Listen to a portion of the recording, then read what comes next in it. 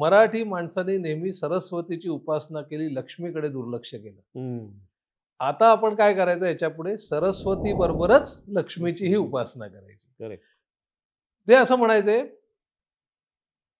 पैसा कशासाठी पाहिजे? तुझ्या आयुष्यात जी स्वप्न आहेत ती सगळी पुरी झाली पाहिजेत. काय स्वप्न आहेत? काय तुला मर्सिडीज घ्यायची आहे? काय वर्ल्ड टूर करायची आहे? अजून काय करायचंय? किती पैसे लागणार आहेत हे सगळं करायला? काही कोटी रुपये ना. पण तुम्ही एवढं श्रीमंत झालं पाहिजे, की तुमची सगळी स्वप्न पूर्ण झाल्यावर तुमच्याकडे भरपूर पैसे शिल्लक राहिले पाहिजेत आणि मग ते पैसे मात्र समाजाचे. ते स्वतःचे नाही.